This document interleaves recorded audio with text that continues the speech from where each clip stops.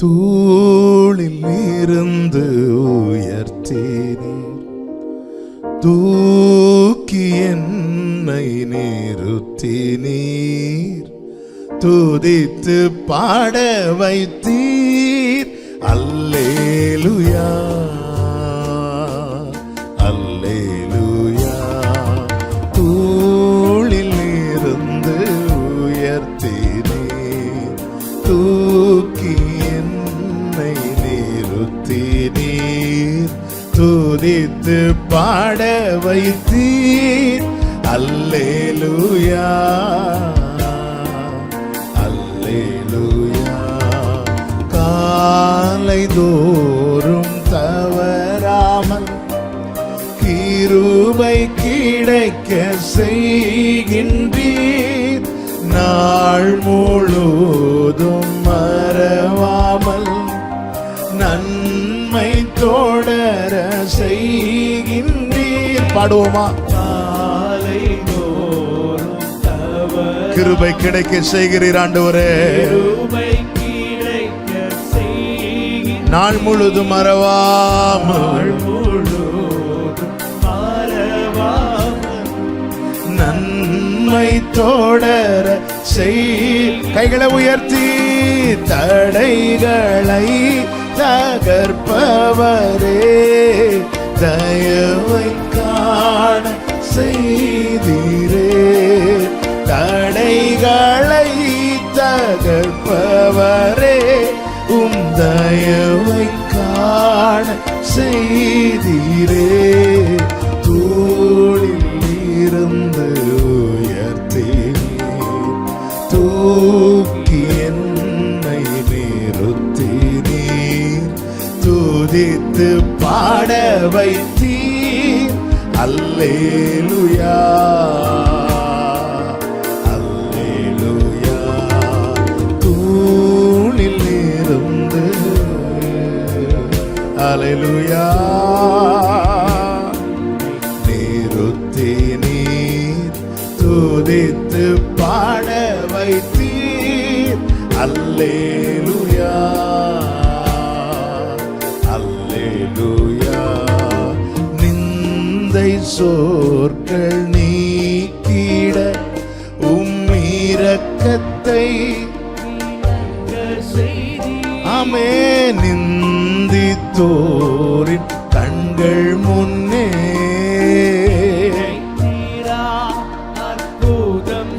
சொல்லுங்க இந்த வார்த்தைகளை. நிந்தை சொற்கள் நீக்கிட உம் இரக்கத்தை ஆமே. நிந்தித்தோரின் கண்கள் முன்னே.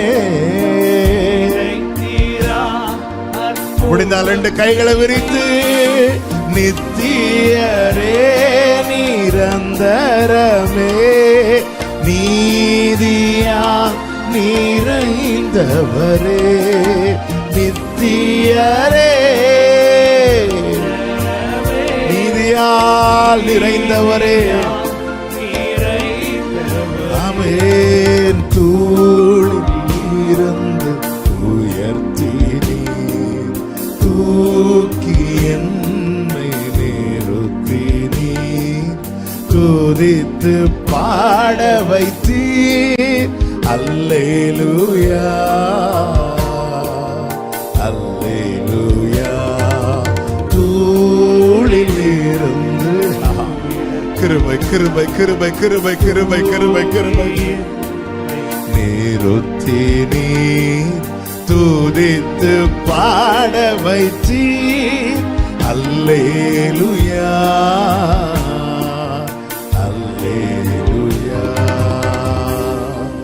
தாழ்த்துகிற ஆண்டவரே, எங்க கூட பேசுங்கப்பா. மீட்பர் நாமத்தில் பிதாவே, ஆமென். எல்லாரும் கரங்களை உயர்த்தி ஹல்லேலூயா. வேதத்தை எடுத்துக்கொள்ளும். புலம்பல் 3 அதனுடைய 21வது வசனத்தை வாசிக்க கேட்கலாம். புலம்பல் 3:21. இதை என் மனதிலே வைத்து நம்பிக்கை கொண்டிருப்பேன். கடந்த நாளிலே பரிசுத்த ஆவியானவர் இந்த வார்த்தையை காண்பித்து கொடுத்து பேச ஆரம்பித்தார். இதை என் மனதிலே வைத்து நம்பிக்கை கொண்டிருப்பேன்.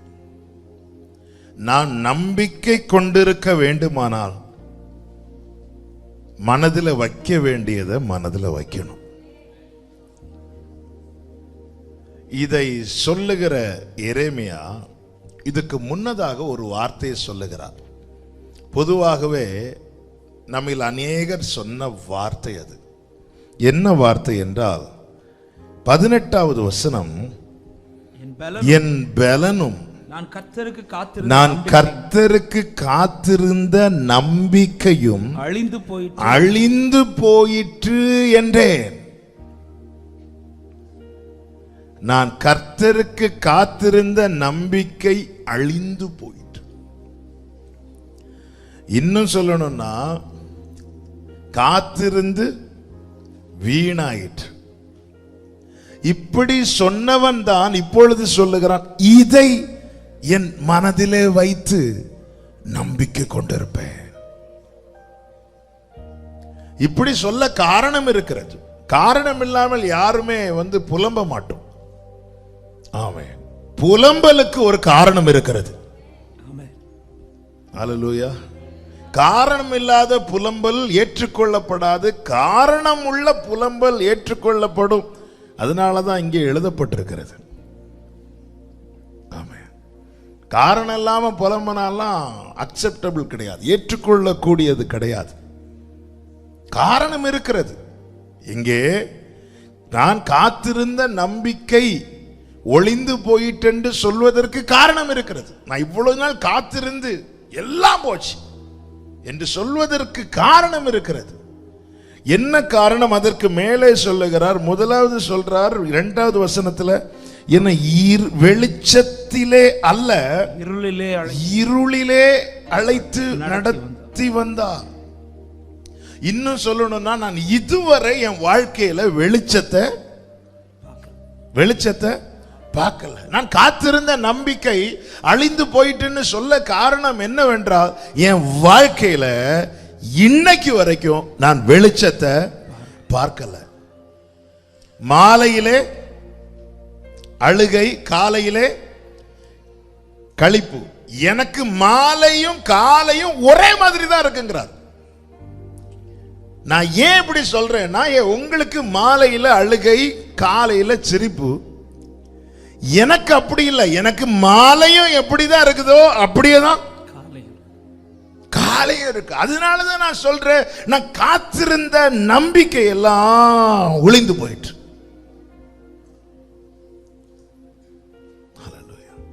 சரி, வாழ்க்கைனா ஏற்ற தாழ்வு இருக்கும். ஓகே, எனக்கு தாழ்வு மட்டுமே இருந்தா நான் எப்படி நம்புறது? ஹல்லேலூயா. ஒரு புயல்னு அடிக்கும், கொஞ்ச நேரத்தில் அமைதியாகும். எனக்கு புயல் அடிச்சுட்டே இருந்தா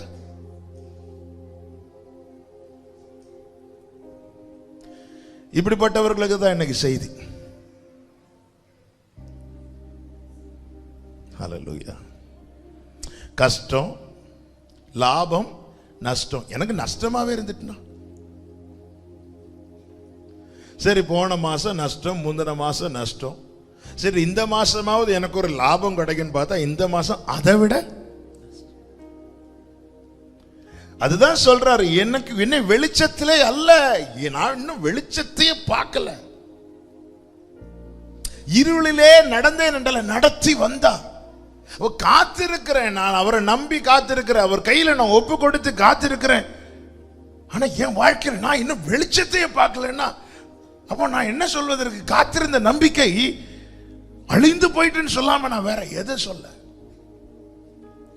அது மாத்திரமல்ல, அடுத்து சொல்லுகிறார் 3 முதல் 5 வரை உள்ள வசனங்கள்ல, அவர் தமது கையை எனக்கு விரோதமாகவே நித்தமும் திருப்பினார், என் சதையும் என் தோலையும் முற்றலாக்கினார், என் எலும்புகளை நொறுக்கினார். அவர் எனக்கு விரோதமாய் கொத்தளம் கட்டி கசப்பினாலும் வருத்தத்தினாலும் என்னை வளைந்து கொண்டார். கசப்பும் வருத்தமும் என்ன எப்படி இருக்குதா? இன்னும் சொல்லணும்னா, இன்னும் என் வாழ்க்கையில 1, நான் இன்னும் வெளிச்சத்தை பார்க்கல. 2, எனக்கு இன்னும் வேதனை மாறல. காத்திருந்த நம்பிக்கை அழிந்து போயிட்டு சொல்ல காரணம், நான் ரொம்ப ஜாலியா இருக்கிற சந்தோஷமா இருக்கிறதுனால அல்ல. என் வாழ்க்கையில் அன்று தொடங்கின வேதனை இன்னைக்கும் மாறல. ஹல்லேலூயா. இந்த வேதனை மிகுதியில் இருக்கிறவங்க சாதாரண தண்ணி குடிச்சா கூட அது அவங்களுக்கு கசப்பா தான் இருக்கும். அது எப்படி சொல்றீங்கன்னா, நீங்க பாத்தீங்கன்னா தெரியும், கஷ்டப்பட்டு தான் அதுவே குடிப்பாங்க. ஏன்னா அந்த வேதனை நம்முடைய சரீரத்தை, நம்முடைய மனதை, முதல்ல நம்முடைய மனதை இருக்கும், அப்புறமா நம்முடைய சரீரத்தை இருக்கும். ஒரு டிராப் தண்ணி இறங்குறது கூட நமக்கு ரொம்ப கஷ்டமா இருக்கும். நல்லா தாகம் இருக்கும், ஒரு கிளாஸ் தண்ணி கையில வச்சுட்டே இருப்போம். என் வாழ்க்கையில இன்னும் நான் வெளிச்சத்தை பார்க்கலங்கிறார். என் வாழ்க்கையில இன்னும் வேதனை நீங்கலங்கிறார். சரி, புது வருஷம் பிறக்கும் போது ஒவ்வொரு வருஷம் நம்பிக்கையோடு தானே தேவ சமூகத்தில் வருகிறது. சர்ச்சில் வரும்போது வாக்கு தத்துவம், பர்சனல் பிரேயர், பர்சனல் வாக்கு தத்துவம். சார், நம்பிக்கையோடு வீட்டுக்கு போனா 2021 டிசம்பர் 31 நான் கண்ட அதே பிரச்சனை, அதே வேதனையை 2022 ஜனவரி 1 நான் பார்க்கிறேன்னா இது எனக்கு புது வருஷம் இல்லை. கேலண்டர் மாறுச்சு, எல்லாம் மாறுச்சு. ஆனா வீட்டில் இன்னும் வேதனை, வாழ்க்கையில் இன்னும் வேதனை மாறல. சும்மா சொல்லிக்கலாம் happy new year, happy new year. நான் போன ஆண்டு டிசம்பர்ல என்ன பிரச்சனை ஃபேஸ் பண்ணனும் அதே பிரச்சனை தான் புது ஆண்டிலும் ஃபேஸ் பண்றேன்னா இது எனக்கு புது வருஷம் கிடையாது. வேதனை நீங்கள். அடுத்து சொல்றார் 7வது வசனத்துல, நான் புறப்படக்கூடாதபடிக்கு என்னை சூழ வேலி அடைத்தார், என் விலங்கை பாரமாக்கினார். 3வது என்ன சொல்றாருன்னா, எனக்கு இன்னும் வாசல் திறக்கப்படல, இன்னும் எனக்கு ஓபன் ஆகல. என்னால இந்த சூழ்நிலையிலிருந்து நகர கூட முடியலைங்கிறார்.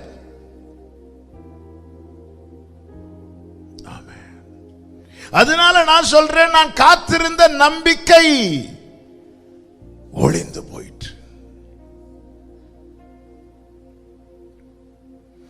அடுத்து சொல்றார் 8வது வசனம், நான் சத்தமிட்டு கூப்பிட்டாலும் என் ஜெபத்துக்கு வழியை அடைத்து போட்டார். நான் எவ்வளவு ஜெபம் பண்ணியாச்சு, எனக்கு ஆன்சர் இல்லை. கடந்த நாள்ல ஒரு சகோதரி என்கிட்ட பேசும்போது ஒரு வார்த்தையை சொன்னாங்க, நான் இப்படி ஜெபம் பண்ணி பார்த்தாச்சு, அப்படி ஜெபம் பண்ணி பார்த்தாச்சு, எலியாவை மாதிரி ஜெபம் பண்ணி பார்த்தாச்சு, எப்படி தலை முழங்கால படுறது மாதிரி உபவாசித்து ஜெபம் பண்ணி பார்த்தாச்சு, ஆனா எனக்கு இது கிடைக்கல. அடுத்து அவங்க விரக்தியில் என்ன சொல்றாங்கன்னா, இனியும் எனக்கு இது கிடைக்கலன்னா நான் கடவுள் இல்லைன்னே சொல்லிடுவேன்டாங்க. இது சும்மா சொல்லல, வலி. நான் எப்படியெல்லாம் ஜெபம் பண்ணி பார்க்கிறேன், எனக்கு கிடைக்கல. இங்கே இதுதான் எரேமியா சொல்றார், என் ஜெபத்துக்கு அடைத்து போட்டார். அதாவது நல்லா புரிஞ்சுக்கோங்க, நம்முடைய ஜெபத்துக்கு பதில் எப்ப வேணாலும் வரலாம். ஆனா நம்முடைய ஜெபம் கேட்கப்படும் போது ஒரு சமாதானம் உண்டாகும். அது இங்க நஷ்டமாயிட்டு. எவ்வளவு நேரம் ஜெபத்தில் இருந்தாலும் ஒரு சமாதானம் வராது. சமாதானம் வரலனாலே எனக்கு பதில் வர்றதெல்லாம் ரெண்டாவது. முதல்ல என் ஜெபம் கேட்கப்படலையோ என்கிற எண்ணம் தான் நமக்குள்ள பெருசாவே இருக்கும். என் ஜெபத்தை கேட்டார், என் ஜெபத்தை ஏற்றுக்கொள்வார், என் ஜெபத்துக்கு பதில் தருவார், ஏற்ற காலத்திலே அதை நிறைவேற்றுவார். இதுதான் அந்த ஆண்டவருடைய முறை. முதல்ல கேட்கிறார், அப்புறமா ஏற்றுக்கொள்ளுகிறார். ஓகே, ஏற்றுக்கொண்டாச்சு. அடுத்து பதில் தர்றார். பதில் கூப்பிட்ட நாளிலே தருவார். நான் கூப்பிட்ட நாளிலே எனக்கு மறு உத்தரவு, அதுதான் பதில். அந்த தந்த வார்த்தை அவர் குறித்த வேளையில் நிறைவேற்றுவார். இங்க வேதனை என்னன்னா, என் ஜெபத்துக்கு நீர் அடைத்து போட்டீர். அதனால நான் ஜெபம் பண்ணாலும் எனக்கு என்ன வரலன்னா, முதல்ல சமாதானம் வரல. பைபிள் என்ன சொல்லுது? எல்லாவற்றையும் தெரியப்படுத்துங்கள், அப்பொழுது எல்லா புத்திக்கு மேலான முதல்ல சமாதானம், அப்புறம் தான் பதில். நான் சொல்றத ஒருத்தங்க, அதனால தான் யோபு சொல்லுவார்ல, அந்த சண்டே கூட வாஸ்தவம், யோபு 21வது அதிகாரத்துல 1-2 வசனங்களை வாசிங்க. யோபு பிரதியுத்தரமாக என் வசனத்தை கவனமாய் கேளுங்கள். நீங்கள் என்னை தேற்றரவு பண்ணுவது போல, இது நீங்கள் என்னை தேற்றரவு பண்ணுவது போல இருக்கும். ஒருத்தங்க நம்ம சொல்றது கேட்டாலே நமக்கு மருந்து. நீங்க எனக்கு வேற ஒண்ணும் செய்ய வேண்டாம், நான் பேசுறேன், கொஞ்ச நேரம் உட்கார்ந்து கேளுங்க. சிலர் பார்த்திருக்கீங்களா, அவங்க வீட்டுல மறைந்து போனவங்களுடைய போட்டோ வச்சு பேசிட்டே இருப்பாங்க. அதுல ஒண்ணும் இல்லைன்னு அவங்களுக்கு நல்லாவே தெரியும். ஆனாலும் அவங்களுக்கு ஒரு ஆறுதலுக்கு போட்டோவை வச்சு, சிலர் பெண்டிகாஸ்ட் போட்டோலாம் வைக்க மாட்டாங்க, ஆனா மொபைல்ல ஆளை வச்சு பேசிட்டு இருப்பாங்க, பழைய போட்டோ வச்சுட்டு. ஆனாலும் இவ்வளவு சீக்கிரம் போய் என்ன கஷ்டப்படுத்திட்டீங்களே, உடனே ஒரு மெசேஜ் வரும். அவங்க அனுப்புறதுல யாராவது அனுப்பி விடுவாங்க. ஏன்னா வீட்டில் போட்டோ வச்சா பாவம், அதனால போட்டோ வைக்கிறது பாவம் நான் சொல்ல வரல, அதை நம்ம விக்கிரகம் ஆக்கிறோம். எதுக்கு? ஒரு ஆறுதல். அப்படியே நான் சொல்ற பாதையில எல்லாரும் அப்படி பார்த்துட்டு அப்படியே மனசை விட்டு பேசுறது, மனசை விட்டு அந்த இடத்துல தான் ஆண்டவர் சொல்ற, நீ கண்டு விசுவாசிக்கிறதை விட கர்த்தர் இருக்கிறார், என் கூட கர்த்தர் இருக்கிறார், இப்ப நான் ஒரு சமூகத்துல ஜெபம் பண்றேன். அப்படி ஜெபிக்கும் போது ஒரு சமாதானம் உண்டாகும். இங்க அது நஷ்டம் ஆயிட்டு. இந்த 2 அனுபவத்திலையும் நம்ம எல்லாருமே வந்திருப்போம். நான் வந்திருக்கிறேன். ஜெபிக்கும் போது ஒரு சமாதானம், ஆண்டவர்கிட்ட என் காரியத்தை எல்லாம் சொல்லிவிட்டு. இன்னொரு பக்கத்துல எவ்வளவுதான் ஜெபம் பண்ணாலும் அந்த சமாதானம் வராம எப்படிங்க நம்பிக்கை வரும்? நம்பிக்கை வராம எப்படிங்க அடுத்த ஸ்டெப் எடுத்து வைக்க முடியும்? இவர் சொல்றாரு, என்ன ஆண்டவரே, அப்ப இந்த அனுபவம் எங்க போகுதுன்னா, ஜெபிக்கணும்னு நான் உட்கார்றேன், எனக்கு ஜெபம் பண்ண முடியல. ஜெபிக்கணும்னு உட்கார்றேன், என்னால ஜெபம் பண்ண முடியல. நான் எப்படி நீ காத்திருக்க முடியும்? என்னால ஜெபம் பண்ணவே முடியல, நான் எப்படி காத்திருப்பேன்? அடுத்து வேதனை என்ன? 14வது வசனம், நான் என் ஜனத்தார் யாவருக்கும் பரியாசமும் நித்தம் அவர்கள் கின்னர பாடலுமானேன். நிந்தை நீங்கவில்லை, வெளிச்சத்தை காணவில்லை, வேதனை நீங்கவில்லை, வாசல் திறக்கப்படவில்லை, ஜெபத்திற்கு பதில் இல்லை, நிந்தை நீங்கவில்லை. இது என் வாழ்க்கையா இருந்தால் நான் எப்படி காத்திருக்க முடியும்? எனவே சொல்லுகிறான், நான் காத்திருந்த நம்பிக்கை அழிந்து போயிற்று. இவைகளை நினைத்துக் கொண்டிருந்தால் அந்த நினைவு, நாம் எந்த நம்பிக்கையில காத்திருக்கிறோமோ கர்த்தருக்கு, அந்த நம்பிக்கையை அழித்து போட்டுவிடும். அப்போஸ்தலனாகிய பவுலே சொல்லுகிறார், அப்போஸ்தலர் 27வது அதிகாரம் அதனுடைய 20வது வசனத்தில் வாசியுங்கள். 27-20. அநேக நாளாய் சூரியனாவது நட்சத்திரங்களாவது காணப்படாமல் மிகுந்த பெருங்காற்று மழையும் அடித்துக் கொண்டிருந்தபடியினால் இனி தப்பி பிழைப்போம் என்னும் நம்பிக்கை முழுமையமற்று போயிற்று. ஒரு நாள் அடித்த புயலில் இந்த நம்பிக்கை அற்று போகவில்லை. அநேக நாளாய் டெய்லி இப்படிதான் இருக்கு.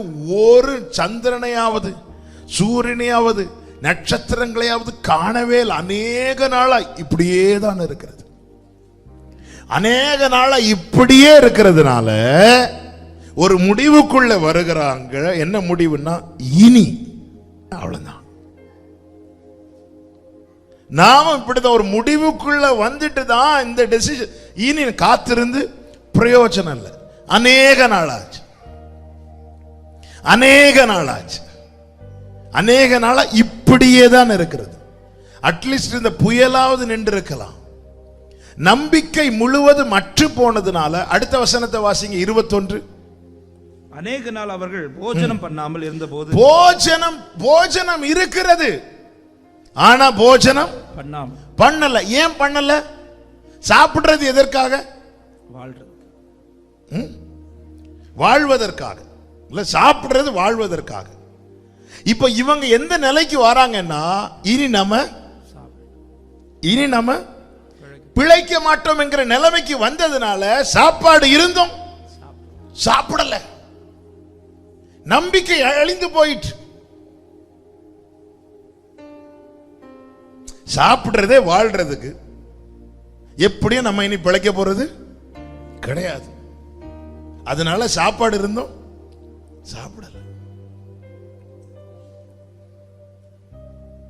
சிலர் நேர ஆப்போசிட். நம்ம சாரி பார்த்து விதவையெல்லாம் இருக்காங்கல்ல, இனி எப்படியும் நம்ம அதனால கடைசியா நல்ல பணியாரெல்லாம் சுட்டு சாப்பிட்டுட்டு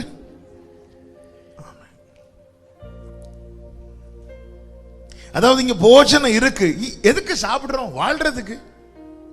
இனி நமக்கு தான் பிழைக்க மாட்டோம், அப்ப எதுக்கு சாப்பிடணும்? அப்படியே இருக்கிறாங்க. நல்லா புரிஞ்சுக்கோங்க. அப்ப நான் பிழைப்பேன் என்கிற நம்பிக்கை இருக்கிறவன் சாப்பிடுவான். சாப்பிடுவான். அப்ப இந்த நம்பிக்கை அற்று போனதும் ஆகாரம் இருந்தும் அவனால் உட்கொள்ள முடியவில்லை. இப்படிதான் அநேகர் இருக்கிறோம். வார்த்தை என்னும் ஆகாரத்தை தருகிறார். எவனுடைய வாழ்க்கையில இனி நடக்கும், எனக்கு கிடைக்கும் என்கிற நம்பிக்கை அற்று போகிறதோ, போஜனம் இருந்தும் அவன் உட்கொள்ளாமல் இருக்கிறான். ஹல்லேலூயா. நல்ல புரிஞ்சுக்கோங்க. நம்பிக்கையற்றவன் காத்திருக்க மாட்டான். நம்பிக்கை தான் ஒருவனை காத்திருக்கவே வைக்கும். காத்திருக்கிறவன் நம்பிக்கையே இருப்பான் என்று சொல்லவில்லை. நம்பிக்கை தான் ஒருத்தனை காத்திருக்க வைக்கும். அப்ப எனக்கு என் வாழ்க்கையில் இன்னும் வெளிச்சம் காணல, என் ஜெபத்துக்கு பதில் இல்ல, எனக்கு வாசல் திறக்கப்படல, என் நிந்தை நீங்கவில்லை, என் வேதனை நீங்கவில்லை, நான் இவைகளை சிந்தித்து கொண்டிருப்பேன். ஆனால் நான் என்ன டெசிஷனுக்கு, என்ன தீர்மானத்துக்குள்ள வருவேன்னா, நான் காத்திருந்து வேஸ்ட். ஏன்? இவைகள் அனைத்தும் அழிக்கக்கூடியவைகள். ஒருவனுக்குள்ளே இருக்கிற நம்பிக்கையை அழிக்கக்கூடியவைகள்.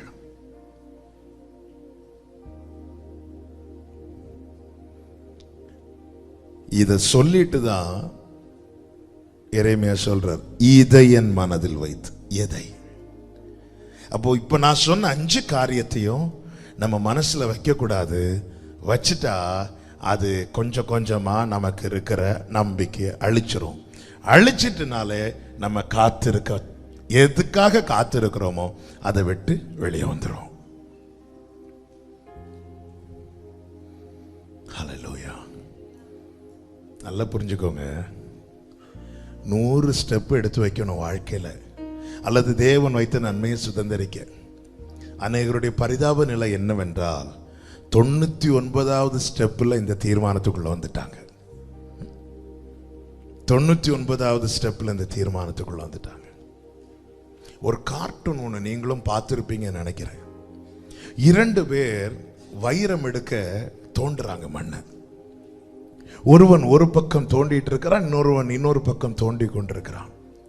ஒருவன் தோண்டும் போது வேகமாய் தோண்டி தோண்டி தோண்டி தோண்டி வரும்போது அவனுக்கு வைரம் கிடைச்சிட்டு, இவனும் இந்த பக்கம் இவன் பட்ட பிரயாசத்தை விட அதிகமாக பிரயாசப்பட்டு வந்து கொண்டே இருக்கிறான். இவனுக்கு கிடைக்கல. இவனுக்கு வைரம் கிடைத்ததும் இவன் சந்தோஷமாய் துள்ளி குதித்து விட்டு போகிறான். இந்த பக்கம் தோண்டி கொண்டிருக்கிறவன் பார்க்கிறான், நாங்கள் சேர்ந்து தான் தோண்டிட்டு இருந்தோம், அவனுக்கு வைரம் கிடைச்சிட்டு, அவன் தோண்டின இடத்துல வைரம் கிடைச்சிட்டு, நான் இவ்வளவு தோண்டியும் எனக்கு வைரம் கிடைக்கலைன்னு சொல்லிட்டு என்ன பண்றான் அப்படின்னா, இந்த பக்கம் தோண்டுவதை விட்டு விட்டு அவன் போய் அந்த சைடு தோன்றான். ஆனா பார்த்தா இந்த பக்கம் இன்னும் கொஞ்சம் தூரம் தோண்டுனா அவனுக்கு கிடைத்ததை விட பெரிய ஒரு வைரம் இருக்கு. இது ஒரு சின்ன கார்ட்டூன், நீங்க பார்த்துருப்பீங்க சிலர்.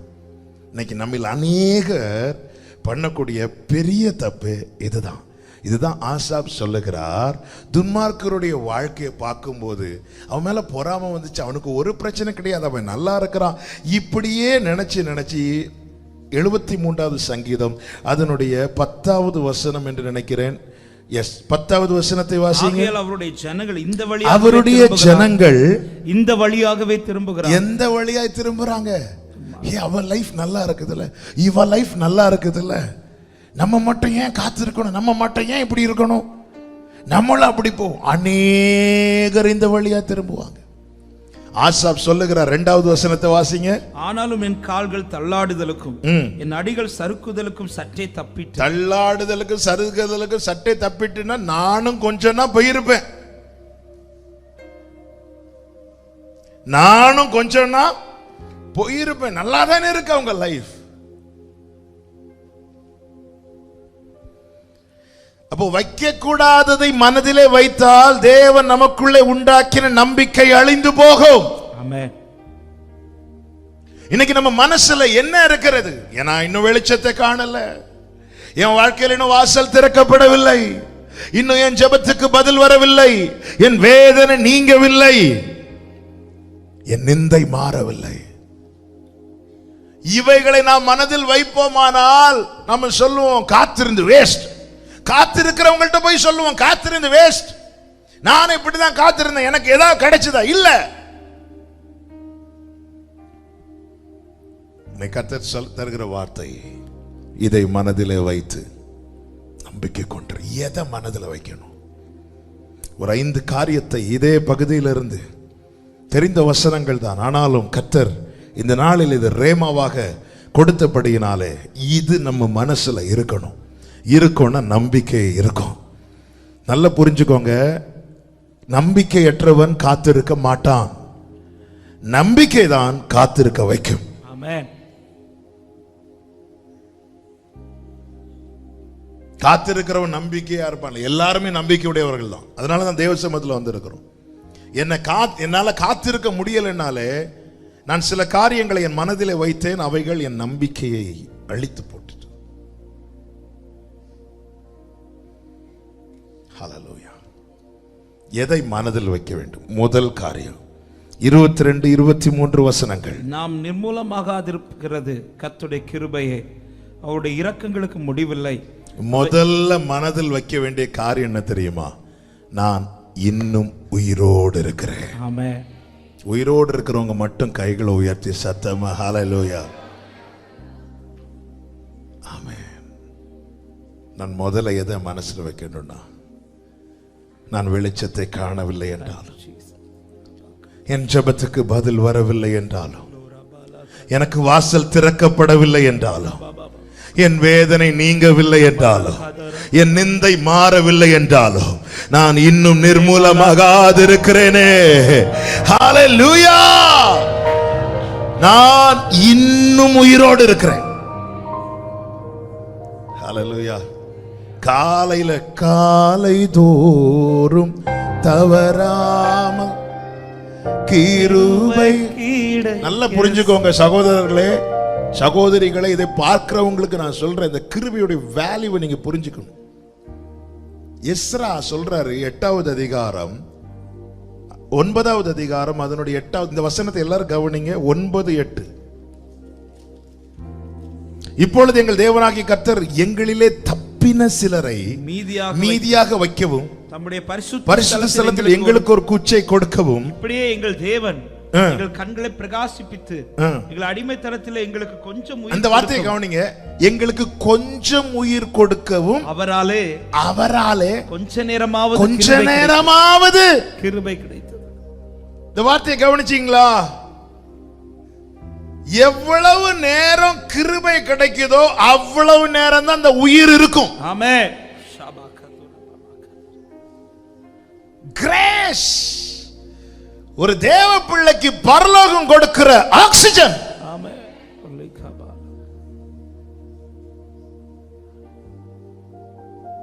கொஞ்ச நேரமாவது உயிரோடு இருக்க எனக்கு கொஞ்சம் கிருபை, கொஞ்ச நேரமாவது கிருபை கிடைத்ததுன்னா, நான் எவ்வளவு நேரம் உயிரோடு எவ்வளவு நேரம் எனக்கு கிருபை கிடைக்குதோ அவ்வளவு நேரம் தான் எனக்குள்ள ஜீவன் இருக்கும். எவ்வளவு நாள் எனக்கு கிருபை கிடைக்குதோ அவ்வளவுதான் என்னுடைய ஆயுசு நாட்கள். ஹல்லேலூயா. ஹல்லேலூயா. Glory. அவர் கிருபையை நிறுத்தலையே. இன்னும் இந்த மரம் கனி கொடுக்கல, ஆனாலும் கிருபை இன்னும் தண்ணீரை ஊற்றி கொண்டிருக்கிறாரு. என்னை இன்னும் வெட்டி போடவில்லையே. நான் நிர்மூலமாகாதிருப்பது கர்த்தருடைய கிருபை. இவைகள் காலை தோறும் புதிதாய் இருக்கிறதே.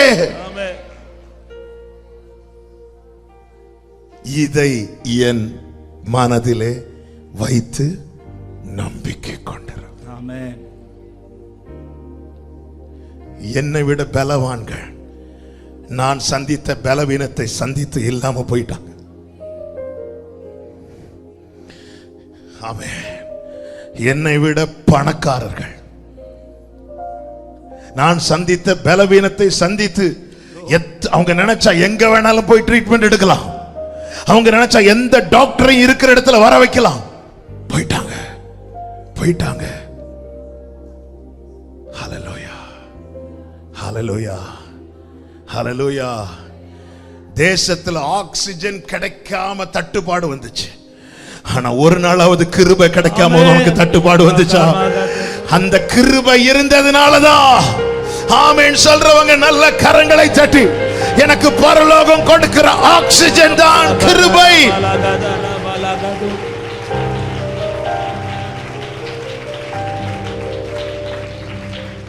ஹல்லேலூயா. மூச்சுடாம இழுத்தவங்க இருக்கிறீங்க இங்க சிலர் இல்ல.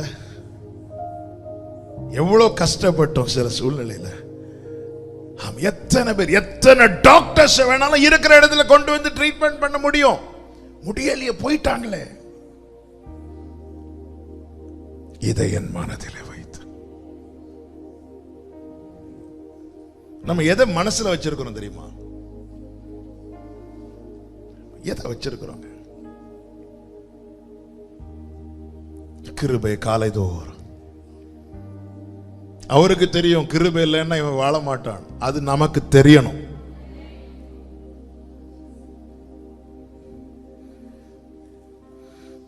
சொல்றாரு, நான் இன்னும் வெளிச்சத்தை காணவில்லை, என் வேதனை இன்னும் நீங்கவில்லை, வாசல் எனக்கு இன்னும் திறக்கப்படவில்லை, என் ஜெபத்துக்கு இன்னும் பதில் இல்லை, நிந்தை மாறவில்லை, ஆனாலும் நான் நிர்மூலமாக இருக்கிறேனா? எனக்கு உள்ளே இதை நான் வைத்து நம்பிக்கை கொண்டிருப்பேன். ஹல்லேலூயா.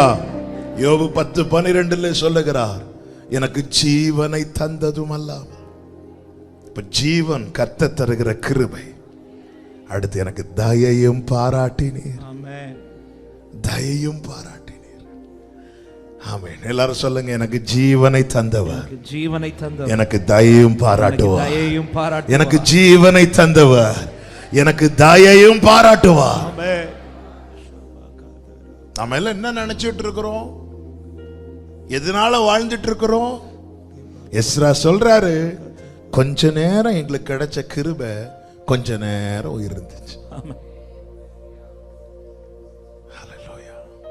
கிருபை எவ்வளவு காலம் கிடைக்குதோ அவ்வளவுதான் நம்முடைய ஆயுள். மைக்கேல் ஜாக்சனை குறித்து அறிந்திருப்பீர்கள், கேள்விப்பட்டிருப்பீர்கள்.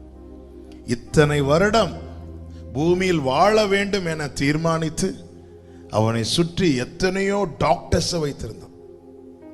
ஒவ்வொரு காரியத்துக்கும் ஒவ்வொரு டாக்டர். ஒரு சின்ன பலவீனம் தொடக்கூடாது.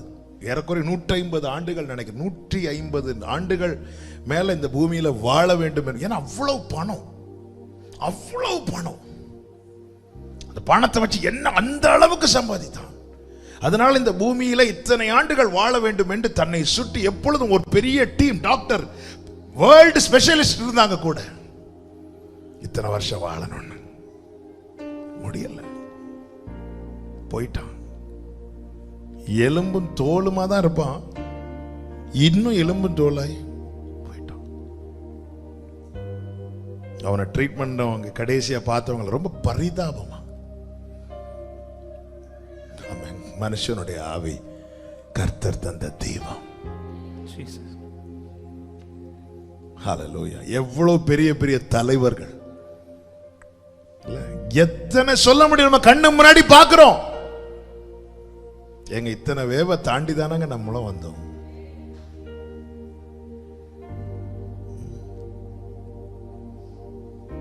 ஹல்லேலூயா. நமக்கு ஆக்சிஜன் யாருங்க கொடுத்தா? காலை தோறும் தவறாமல் கிருபை கிடைக்க ருசித்தவர்கள் மாத்திரம் வலது கரத்தை உயர்த்தி நாள் முழுதும் ஆமென். தடைகளை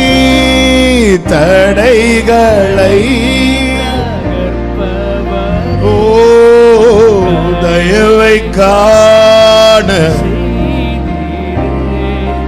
தடைகளை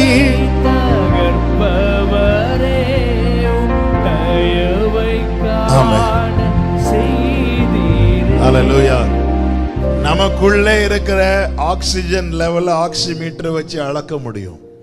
ஆனால் அவர் தருகிற கிருபை என்னும் ஆக்சிஜனை எந்த மீட்டரை வச்சும் அளக்க முடியாது. காரணம் அது பெரியது.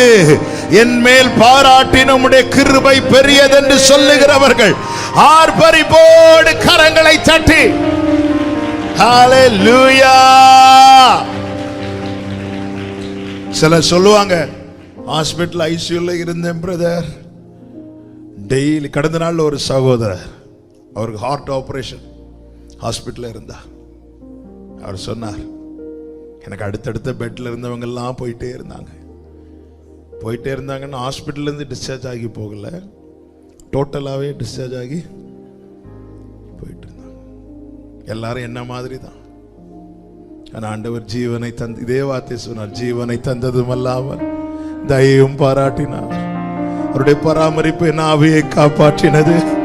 இதை நான் மனதிலே வைத்து நம்பிக்கை கொண்டிருப்பேன். என் காத்திருப்பு வீணாகாது. நான் நம்புகிறது அவராலே வரும். அதுதான் தாவீது 139 சொல்லுகிறார். 139:11 வாசியுங்கள். 139:11. இருள் என்னை மூடிக்கொள்ளும் என்றாலும் இரவும் என்னை சுற்றி வெளிச்சமாயிருக்கும். கைகளை உயர்த்தி சத்தம் ஆமென் சொல்லுங்க பார்க்கலாம். இருள் என்னை மூடிக்கொள்ளும் என்றாலும் இரவும் என்னை சுற்றி வெளிச்சமாயிருக்கும். எப்படி தாவீது இதை சொல்ல முடியும்னா, முந்தின வசனத்தையும் அடுத்த வசனத்தையும் படிக்கணும். 10வது வசனத்தை படிங்க. அங்கேயும் உமது கை என்னை நடத்தும், உமது கை என்னை நடத்தும், உமது வலது கரம் என்னை பிடிக்கும். எப்படி இந்த வார்த்தையை தாவீதால சொல்ல முடியுதுன்னா, தாவீதுக்கு தெரியும் நான் அவர் பிடியில் இருக்கிறேன். இனி 12வது வசனம். உமக்கு மறைவாக இருளும் அந்தகாரப்படுத்தாது, இரவும் பகலை போல வெளிச்சமாயிருக்கும். அடுத்த வார்த்தை, உமக்கு இருளும் சரி வெளிச்சமும் சரி. நல்லா புரிஞ்சுக்கோங்க, நாம நடந்தால் நமக்கு பகல் எளிதாகவும் இரவு கடினமாகவும் இருக்கும். ஆனால் அவரால் நடத்தப்பட்டால் பகல் அவரால் எப்படி நடத்த முடியுமோ அப்படி அவருக்கு இரவிலும் நடத்த முடியும். ஹல்லேலூயா. உமக்கு பகலும் இரவும் சரி வெளிச்சமும் சரி. எனவே என் வாழ்க்கையில வெளிச்சம் இல்லையேன்னு சொல்லிட்டு ஏங்கிறத விட நான் அவர் பிடியில் இருக்கிறேனே. அதனால தானே மனுஷனுடைய ஆவி கர்த்தர் தந்த தீபம், காலைதோறும் கிருபை தந்து தாங்குகிறாரே. அவர் பிடியில் இருக்கிறேனே. வயிற்றுக்குள்ள இருந்த பிள்ளை கதறின சத்தம் யாராவது கேட்டோமா? தாய்மார்களே,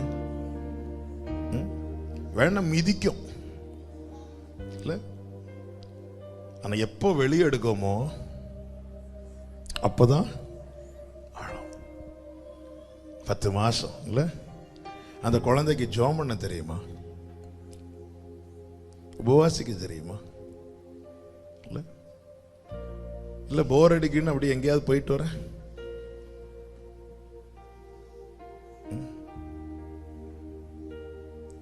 சண்டை போட தெரியுமா? 10 மாசம். நம்ம போனா ஒரு 4 மாசம் 5 மாசம் தாண்டும் போது ஒரு சின்ன ஸ்கேன் எடுத்து காட்டுவாங்க. அதுல குழந்தைன்னு சொல்லி போட்டோ எடுத்து காட்டுவாங்க. அதுல குழந்தைய கண்டுபிடிக்கிறதுக்கு இல்ல, இதான் குழந்தை. தாயின் கருவில் உற்பவித்தது முதல் உம்மால் ஆதரிக்கப்பட்டேன்.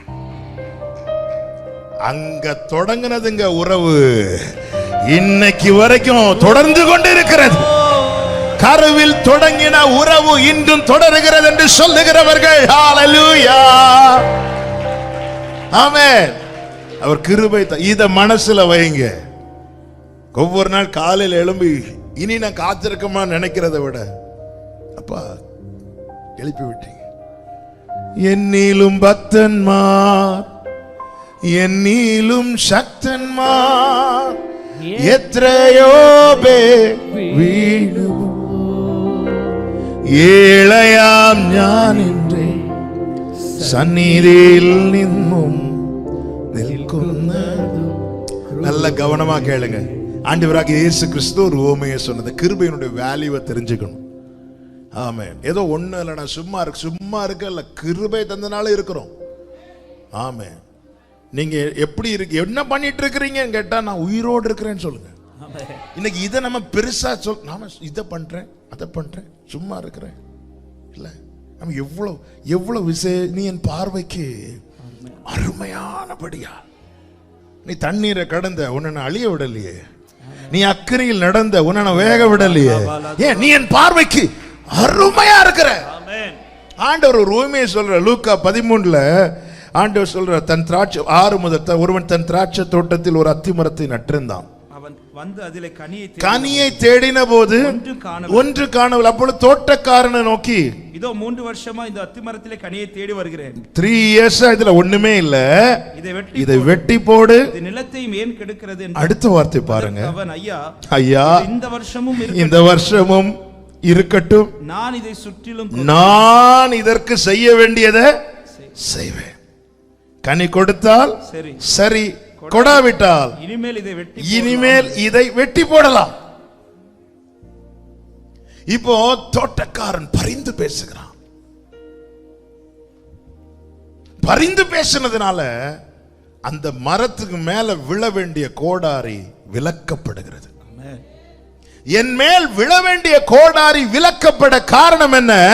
பிதாவின் வலது பாரிசத்திலிருந்து அவர் எனக்காக இன்றும் பரிந்து பேசிக் கொண்டிருக்கிறார். பரிந்து பேசுறது மட்டும் இல்ல, அடுத்த வார்த்தை பாத்தீங்களா, நான் அதற்கு இதை சுற்றிலும் கொத்தி, அதாவது இந்த மரம் கனி கொடுக்கிறதுக்கு என்ன செய்யணுமோ நான் அதை செய்வேன். நான் அதை கொடுப்பேன் இல்ல. நான்ப்பா 5 லட்சம் வீடு கட்டிக்கோ, கட்டிட மாட்டோம். அப்படிப்பட்ட மரங்கள் தானங்க நாம. அவர் கட்டி தந்தா உள்ள போ. நான் சொல்றது எத்தனை பேருக்கு புரியுது? இன்னைக்கு நம்ம பிரச்சனை அவர்கிட்ட வாங்கிட்டு போறதுல தான் இருக்கிறோம், அவரை கூட்டிட்டு போறதுல இல்ல. ஆண்டவர் எனக்கு வீடு கட்டணும், 10 லட்சம் தந்த வீடு கட்டிடுவோமா? கர்த்தர் வீட்டை கட்டாராகில் அங்கே சொல்றார் அந்த தோட்டக்காரர், கொஞ்சம் வெயிட் பண்ணுங்க, கொஞ்சம் வெயிட் பண்ணுங்க, நான் அந்த மரம் கனி கொடுக்கிறதுக்கு என்ன செய்யணுமோ அதை செய்யறேன். அடுத்து அவருடைய அது கனி கொடுத்தால் சரி. என்ன கான்பிடன்ஸ்ல கனி கொடுத்தால், கனி கொடுக்கலான்னு வெட்டி போடலாம். அவர் செஞ்சு ஏதாவது தோல்வியில முடிஞ்சிருக்காங்க. ஆண்டவரே நீங்க அடுத்த வார்த்தை ஒன்றும் சொல்லாதீங்க இல்ல, நீங்க தைரியமா சவால் விடுங்க ஆண்டவரே. காரணம் நான் எனக்காக எதுவும் செய்ய போறது கிடையாது. எனக்காக யாவையும் செய்து முடிக்க போகிற உன்னதமான தேவனை நோக்கி கூப்பிடுவேன். கர்த்தர் எனக்காக யாவையும். ஹல்லேலூயா. எல் ஷடாய் சர்வ வல்லவர். இந்த சரணத்தை பாடுங்க. எல் ஷடாய் சர்வ வல்லவரே, எல்லாம் செய்பவரே, இல்லாதவைகளை இருக்கின்றன வரவழைப்பவரே. ஆமென். ஆபிரகாமுக்கு எனக்கும் செய்ய வல்லவர், ஆபிரகாமுக்கு செய்தவர்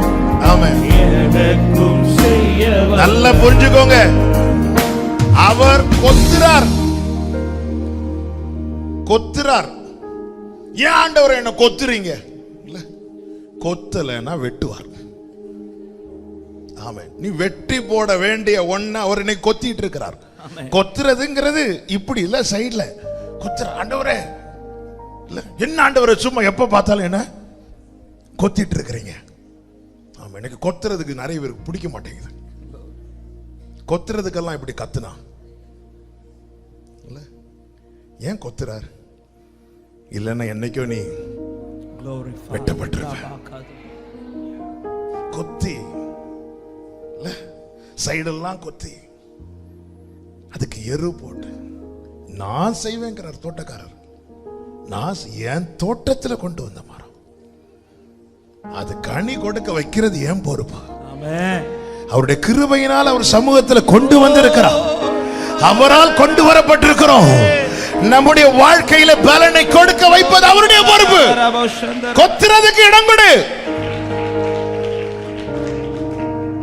அதாவது இந்த தோட்டக்காரரை பாத்தீங்களா, அந்த மரம் கனி கொடுக்காத உத்தரவாதத்தை அவர் எடுத்துக்கொண்டார்.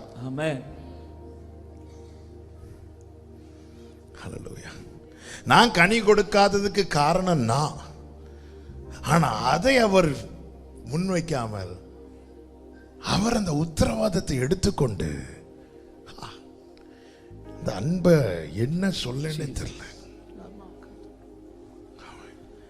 ஏன் என்ன சொல்லன்னு தெரியல, ஏதாவது வார்த்தையை போட்டு நான் அதை சுருக்க விரும்பல. நான் செய்யறேன். ஹல்லேலூயா. சில சொல்லுவாங்க, நான் இவனை படிக்க வச்சு டியூஷன்ல சில பிள்ளைங்களை சேர்க்கும் போது நான் இவனை 100க்கு 100 மார்க் வாங்க வச்சு காட்டுறேன். அவன் மொத்த டோட்டல் வாங்கிட்டு வரான் 100. கடைசியில் சொல்லுவாங்க, உன்னை நான் இல்லை யார் நினைச்சாலுமே. ஆனா அவர் அப்படி கிடையாது. இல்லட்டா உலகத்தில் உங்களுக்கு உபத்திரம் உண்டு, நான் ஜெயித்தேன் எதுக்குங்க சொல்லணும்?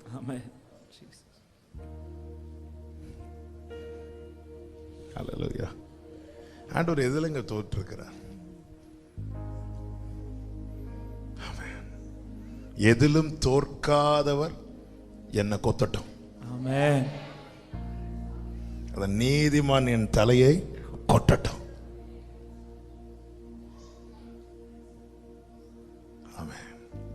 இன்னைக்கு சில கொத்து இருக்கிறதுனால இன்னைக்கும் திராட்சை தோட்டத்தில் அத்தி மரத்துக்கு என்ன வேலை? திராட்சை தோட்டத்தின் நடுவிலே ஒரு திராட்சை தோட்டத்தில் ஒரு 6வது வசனம், ஒருவன் திராட்சை தோட்டத்தில் ஒரு அத்தி மரத்தை நட்டிருந்தான். அவன் வந்து அதிலே கனியை தேடின போது ஒன்றும் காணவில்லை. அப்போ அதுதான் கிருபை. இந்த பரிசுத்தவான்கள் மத்தியில் என்ன கொண்டு வந்ததே எனக்கு பெரிய விஷயம் இல்ல. அதுக்கப்புறம் இல்லாதது. அப்போ ஃபோக்கஸ் எல்லாம் யார் மேலதான் இருக்கு? அத்தி மரத்துக்கு மேலதான். உன்னை கொண்டு வந்தது இடம் கொடுத்தது இல்லாம நீ என்னடானா சும்மா வளர்ந்துட்டே இருக்கிறீங்க. அப்ப தோட்டக்காரன் வராரு. என் தோட்டக்காரன் தான் கொண்டு வந்து நட்டது. ஹல்லேலூயா. அவர் இல்லைன்னா இந்த தோட்டத்துல நமக்கு இடமே இல்லைங்க, இடமே இல்லைங்க, இடமே இல்லைங்க. ஹல்லேலூயா. அவர் அந்த உத்தரவாதத்தை எடுத்தார் பாத்தீங்களா? ஹல்லேலூயா. இந்த 1 இயர் ஒரு தோட்டக்காரனுக்கு மனசுல இருக்கிறது பாத்தீங்களா? அந்த 1 இயர் டைம்ல நான் கனி கொடுக்க வச்சிருவேன். அப்ப அவருக்கு தெரியுங்க. இன்னைக்கு நமக்கு கொத்துறது மட்டும்தான் தெரியுது. அங்க பரலோகத்துல நடக்கிற கான்வர்சேஷன் நமக்கு தெரியல. அதுதான் அவர் சொல், காத்திரு. எந்த டைம் அவருக்கு இந்த அத்தி மரத்தை கனி கொடுக்க வைக்க தோட்டக்காரனுக்கு தெரியுது. 1 இயர்ல நான் இதுக்கு செய்ய வேண்டியதை செஞ்சு கனி கொடுக்க வச்சிருப்பேன். இந்த சம்பாஷணை இந்த அத்தி மரத்துக்கு தெரியல. சும்மா வளர்ந்தா மட்டும் போதும், ஒண்ணுமே தெரியல. இல்ல ஒண்ணு நமக்கு தெரியல. நமக்கு என்ன, எப்ப பாரு அந்த மரத்துக்கெல்லாம் தண்ணி ஊத்துறாரு, என்கிட்ட வரும்போது மண்வட்டி எடுத்து கொத்துறாரு. சில பார்த்திருக்கீங்களா? அப்படி சும்மா போகும் பக்கத்தில் இருக்கவங்க எப்படி ஸ்கூல்ல இருந்தே இது பார்த்துட்டே வந்துருப்போம். சும்மா இருப்பாங்க, எல்லாத்தையும் அப்படி சிரிச்சுட்டே இருப்பாங்க. நம்ம கிட்ட வந்ததும் சிலர் நம்மளை கூப்பிடுறதே ஏதோ கோலியாத் அடிக்கிற மாதிரி தான். நாமளும் ஹாய் ஹலோன்னு சொல்லிட்டு ஓங்கி அடிப்பாங்க, நாமளும் திருப்பி ஹலோ எப்படி இருக்கீங்கன்னு. என்னாண்டு ஒரு எல்லாத்துக்கும் அழகா தண்ணி ஊத்துறீங்க, என்கிட்ட வரும்போது மட்டும் கொத்துறீங்க. 1 year கொத்துவார், அதுக்கப்புறம் உன்னை கொடுக்க வைப்பார். ஹalleluya ஹalleluya ஹalleluya. இன்னும் இருக்கு. இதை மனதிலே வைத்து, இதை மனதிலே வைத்து நல்லா புரிஞ்சுக்கோங்க. இன்னைக்கு கொத்துறாருனாலே நான் நேற்று வெட்டப்பட வேண்டியவன். ஹalleluya. இன்னைக்கு சிட்சிக்கிறாருனாலே ஓ சந்தோஷம், அதெல்லாம் நான் நேற்று வெட்டப்பட வேண்டியவன், நான் நேற்று வெட்டப்பட வேண்டியவன், நான் இன்னமும் இருக்கிறேன். நேரம் போயிட்டு நான் சொல்லி முடிக்கிறேன். இரண்டாவது நாம் எதை மனதில் வைக்கணும்னா 3:24 புலம்பல் 3:24 கர்த்தரின் பங்கு என்று என் ஆத்துமா சொல்லும், ஆகையால் அவரிடத்தில் நம்பிக்கை கொண்டிருப்பேன். எதை மனதில் வைக்கணும்னா நமக்குள்ளே இருக்கிற ஆத்துமா என்பது அவர் மீட்டிருக்கிறார். ரட்சிக்கப்பட்டவங்க இதை எப்பவுமே மனசுல வைக்கணும். என்ன மனசுல வைக்கணும்னா, ஆமென், அதாவது உலகம் முழுவதை ஒருவன் ஆதாயப்படுத்தி கொண்டாலும் தன் ஆத்துமா நஷ்டமானால், அப்போ இந்த வேர்ல்டு ஃபுல்லா யாரு இயேசுவுக்கு ஆஃபர் வச்சானா? சாத்தான் ஆஃபர் வச்சான். ஆனா ஆண்டவர் அதை தட்டி விட்டு தான் என்ன தெரிந்தெடுத்தார். அப்போ ஒரு மனித ஆத்மா மீட்பு என்பது விலையேற பெற்றது. அந்த விலையேறப்பட்ட மீட்பை கர்த்தர் எனக்கு தந்திருக்கிறார். இவ்வளவு கஷ்டப்பட்டு திராட்சை தோட்டங்கள் நடுவில் அத்தி மரத்தை நட்டு வைத்திருக்கிறது திடீர்னு கோபத்தில் வெட்டி போடுறதுக்கல்ல. இதை மனதில் வைக்கணும். நான் அவருடையவன், நான் அவருடையவன், ஆனால் ஏமாற்றம் என்னுடைய முடிவாய் இருக்காது. எனவேதான் ஏசாயா 43:1 தீர்க்கதரிசியை கொண்டு கர்த்தர் சொன்ன வார்த்தை என்ன? ஏசாயா 43:1 இப்போதும் யாக்கோபே உன்னை சிருஷ்டித்தவரும் இஸ்ரவேலை உன்னை உருவாக்கினவருமாகிய கர்த்தர் சொல்லுகிறதாவது, பயப்படாதே, உன்னை மீட்டுக்கொண்டேன், உன்னை பெயர் சொல்லி அழைத்தேன், நீ என்னுடையவன், நீ என்னுடையவன். நாம இதை மறக்கிறோம். எனக்குள்ளே அவர் மீட்டுக்கொண்டு, எனவேதான் தாவீது சொல்லுகிறார், நான் பாடும்போது என் உதடுகளும், அடுத்த வார்த்தை சொல்லுங்க, நீர் மீட்டுக்கொண்ட என் ஆத்துமா. இந்த ஆத்துமா என்பது அவரால் மீட்கப்பட்ட ஆத்துமா. அந்த ஆத்துமா எனக்குள்ளே தான் வைத்திருக்கிறார். அதை காக்கும்படி பரிசுத்த ஆவியானவர் எனக்கு கொடுக்கப்பட்டிருக்கிறார். அவர் தமது ஆவியினாலே நம்மை காத்து அவருடைய சமூகத்தில் கொண்டு போய் நிறுத்துவார். அப்ப எனக்குள்ள என்ன இருக்கிறது? உன்கிட்ட என்ன இருக்கிறதுன்னா, என்கிட்ட விலையேற பெற்ற ஆத்துமா இருக்கிறது. நான் சொல்லுகிறேன், நான் காத்திருந்த நம்பிக்கை ஒளிந்து போயிட்டுன்னு சொல்லும் போது எனக்குள்ள இருந்து அவரால் மீட்கப்பட்ட ஆத்துமா சொல்லும், கர்த்தரின் பங்கு, கர்த்தரின் பங்கு, கர்த்தரின் பங்கு என்று என் ஆத்துமா சொல்லும். ஓகே, மீட்டிருக்கிறார். இந்த விலையேறப்பட்ட பொக்கிஷத்தை இந்த மண்பாண்டத்தில் வைத்திருக்கிறார். எனவே தான் பவுல் சொல், நாங்கள் எப்பக்கம் நெருக்கப்பட்டால் ஒடுங்கி போக மாட்டோம். ஏன்னா அந்த மீட்கப்பட்ட ஆத்துமா இருக்கிறது. ஒரு தேவ பிள்ளை புரிந்து கொள். காத்திருக்கிறவர்களுக்கு சொல்லுகிறேன், தளர்ந்து சோர்ந்து போகும்போது உங்களுக்கு சொல்லுகிறேன், ரட்சிப்பு கர்த்தருடையது. அது தேவன் தருகிற ஈவு. அந்த கிஃப்டை உங்களுக்கு கொடுத்திருக்கிறார்.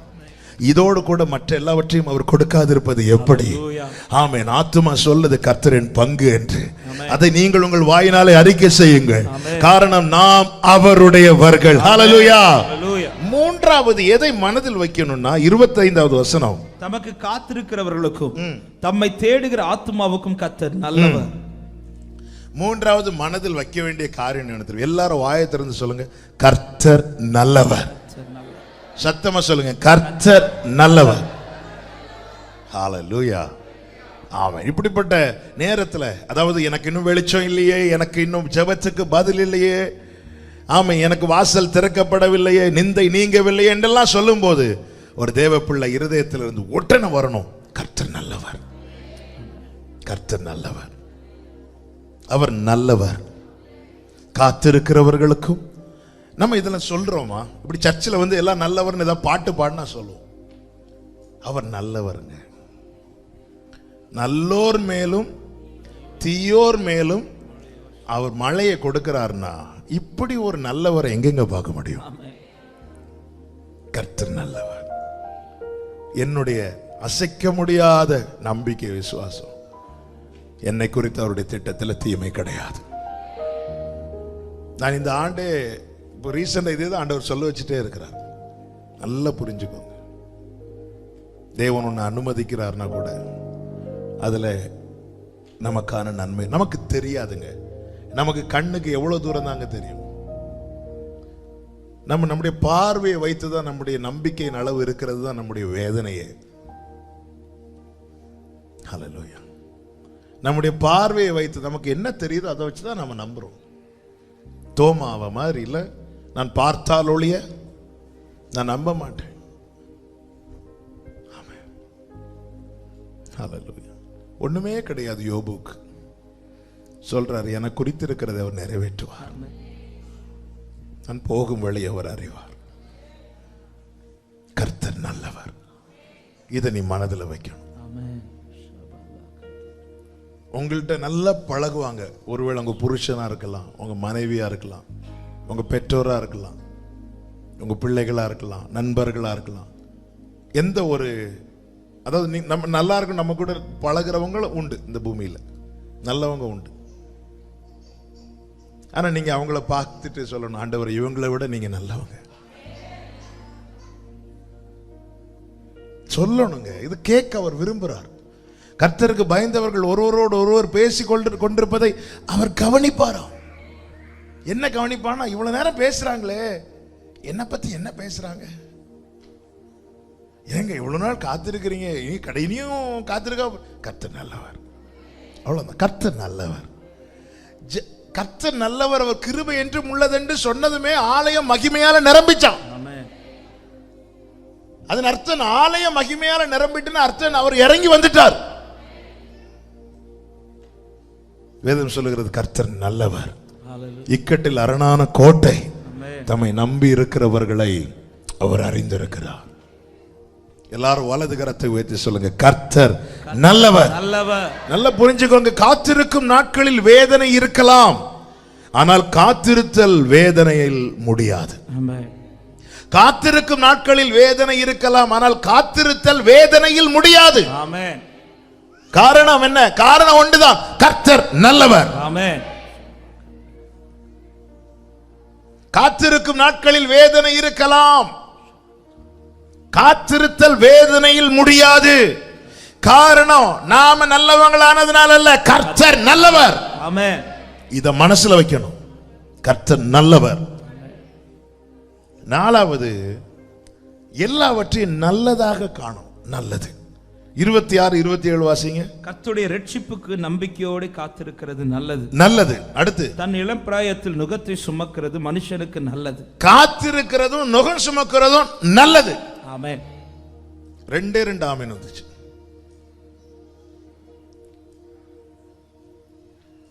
ஆமென். நல்லது. அவர் நல்லவர்னு சொல்றவங்க எல்லாத்தையும் நல்லதுன்னு தான் பார்ப்பாங்க. ஆமென். அவர் நல்லவர்னு ரொம்ப சொன்னது யாரு தெரியுமா? தாவீது. அவர் சொல்ற, நான் உபத்திரவப்பட்டது எனக்கு நல்லது. ஏன்னா நல்லவர் எனக்கு நன்மைதான் செய்வார். காத்திருத்தல் நல்லது, நுகம் சுமக்கிறது நல்லது. இந்த ரெண்டையும் சேர்த்து சொல்லணும்னா, நாளாக நாளாக காத்திருக்கிறது என்பது நுகம் சுமக்கிறது போலதான் இல்ல. இந்த ஒலிம்பிக் கேம்ல எல்லாம் ஹெவி வெயிட்லாம் லிஃப்ட் பண்ணுவாங்க. அதுல ரொம்ப யார் அதிகமா லிஃப்ட் பண்றாங்களோ, வெயிட் ஜாஸ்தியாக தூக்குறாங்களோ அவங்களுக்கு கோல்டு மெடல் கொடுப்பாங்க. ஆனா நீங்க பாத்தீங்கன்னா தெரியும், கொஞ்சம் கொஞ்சமா வெயிட்டை கூட்டிட்டே வருவாங்க. கடைசியில் பார்த்தீங்கன்னா தூக்கிட்டு கோல்டு மெடல் கொடுக்கறத வச்சிருக்க மாட்டாங்க. தூக்கியாச்சுன்னு தெரிஞ்சதும் போட்டுருவாங்க. நம்ம காத்திருக்கிறது தூக்கிட்டு அந்த குறித்த நாள் வரை சில பிள்ளைங்களை தூக்குவோம். இப்போ நான் சொல்றேன்னா, எனக்கு ஜாஃபியாவை பொண்ணை தூக்குவேன். தூக்கிட்டு கொஞ்ச நேரத்தில் என்ன ஆகும்? நான் பாசத்தில் தூக்குறது, ஆனால் கொஞ்ச நேரத்தில் அது என்ன ஆயிரும்? பாரமாயிரும். அப்படியே மெதுவா இந்த காத்திருக்கும் காலம் கூட கூட கூட அது நுகமாக தான் இருக்கும், நுகமாக தான் இருக்கும், சுகமா இருக்காது.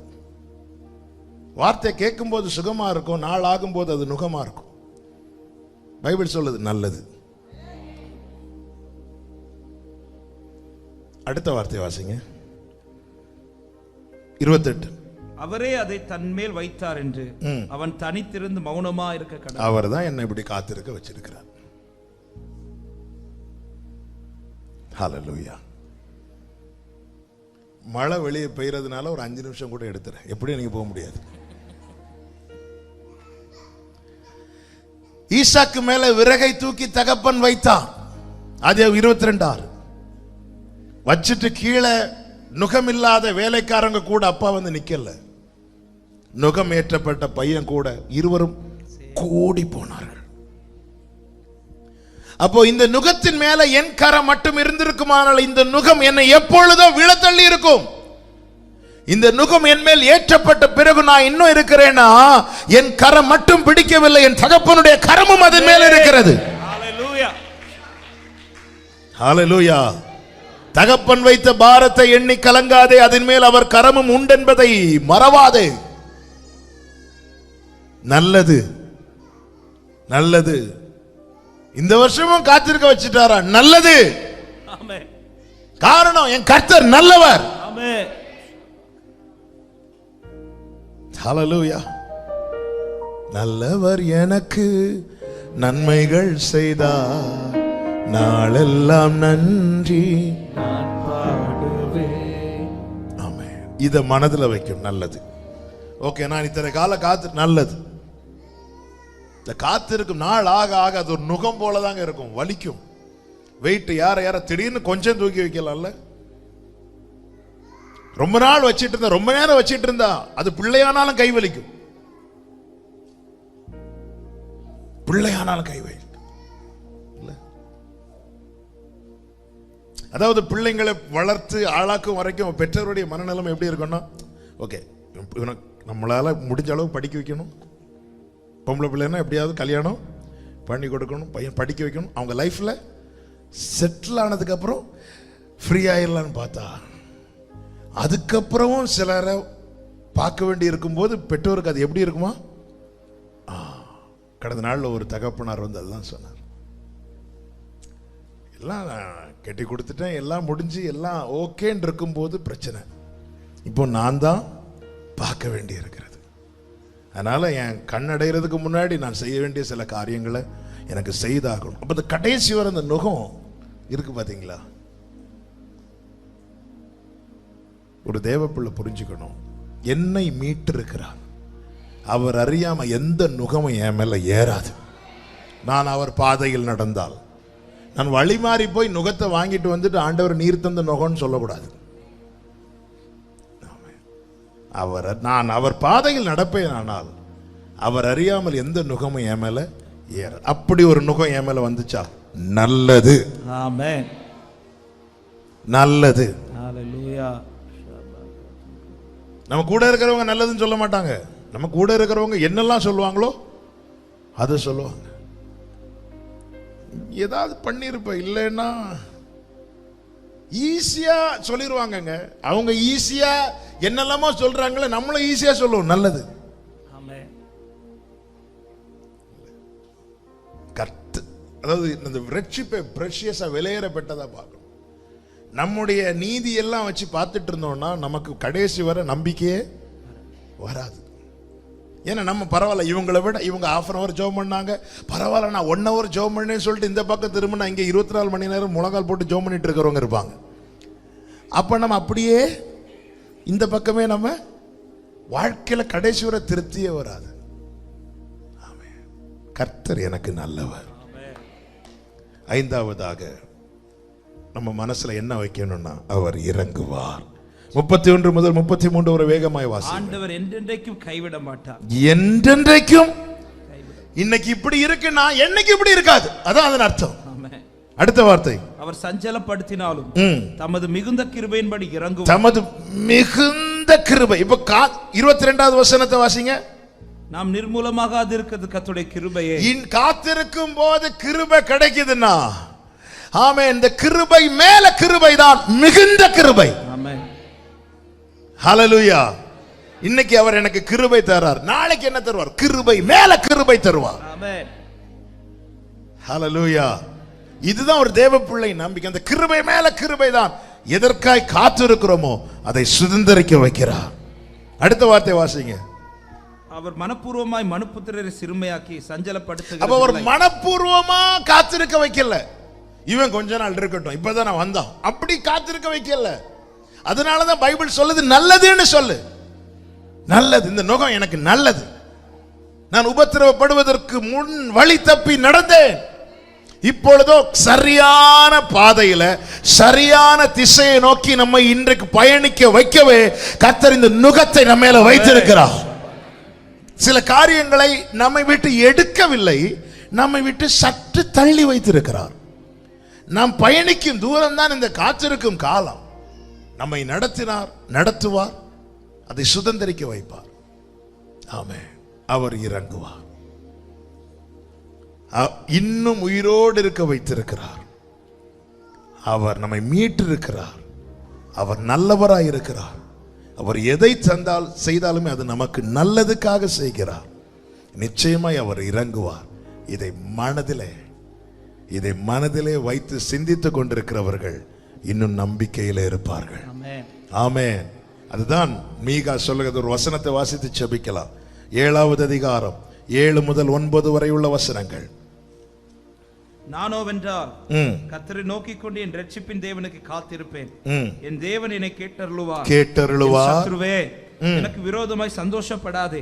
நான் விழுந்தாலும் எழுந்திருப்பேன். கர்த்தர் எனக்கு வெளிச்சமாயிருப்பார். அடுத்த வார்த்தை, நான் கர்த்தருக்கு விரோதமாக பாவம் செய்தேன். அவர் எனக்காக வழக்காடி என் நியாயத்தை விசாரிப்பார். அவர் என்னை வெளிச்சத்திலே கொண்டு வருவார். அவருடைய நீதியை பார்ப்பேன். உட்கார்ந்து இருக்கிறவன் சத்துரு நிந்திக்கும் போது ஒருவனுடைய நம்பிக்கையை பார்த்தீங்களா? அவர் என்னை கேட்பார். அவர் எனக்கு வெளிச்சமா இருப்பார். வெளிச்சம் என்னங்க? வசனம். அதுதான் வெளிச்சம். அவர் என் வழக்கை விசாரிப்பார். அவர் என்னை வெளிச்சத்தில் கொண்டு வருவார். இந்த வாக்கு தத்தத்துக்குள்ளே கொண்டு வருவார். அடுத்த வார்த்தை, அவருடைய நீதியை பார்ப்பேன். ஒரே வார்த்தையை சொல்லி நான் ஜெபிக்கிறேன். நம்முடைய நீதி அழுக்கு, அவர் நீதி அழகு. அதை பார்க்கும்படி வைப்பார். கர்த்தர் நல்லவர். அவருக்கு காத்திருக்கிறவர்கள் வெட்கப்பட்டு போவதில்லை என்பதை அப்பொழுது அறிந்து கொள்ளும்படி செய்வார். எல்லாரும் கண்களை மூடி நம் மனதில் இருக்கிற தேவையில்லாத தூக்கி போட்டுட்டு தேவையானதை வைத்து நம்பிக்கையோடு இங்கிருந்து புறப்பட்டு சொல்வோம். கர்த்தர் ஒவ்வொருவரையும் ஆசீர்வதிப்பாராக. நம்புவேன் இறுதி வரை, நம்புவேன் இறுதி வரை, நான் நம்புவேன் இறுதி வரை, நம்புவேன் இறுதி வரை. வலது கரத்தை உயர்த்தி சொல்லுங்க. யாக்கோபின் தேவன் என் தேவன், எனக்கென்றும் துணையவரே. கிருபை தரீங்க ஆண்டவரே. உம்முடையவனாய் உம்முடையவளாய் மாற்றி இருக்கிறீங்க ஆண்டவரே. நீர் நல்லவராய் இருக்கிறீரப்பா. நீங்க செய்யறதெல்லாம் என் நன்மைக்காக ஆண்டவரே. நீர் இறங்குவீர், நீர் இறங்குவீரப்பா. கைவிட மாட்டீர் ஆண்டவரே.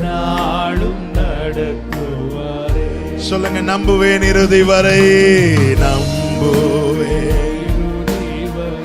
ஹல்லேலூயா.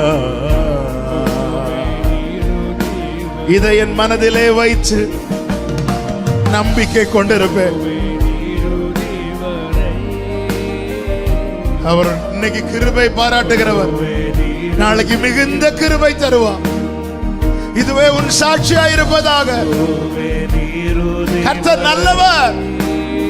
அவர் செய்யறது எல்லாமே நல்லதுக்காக, நல்லதுக்காக.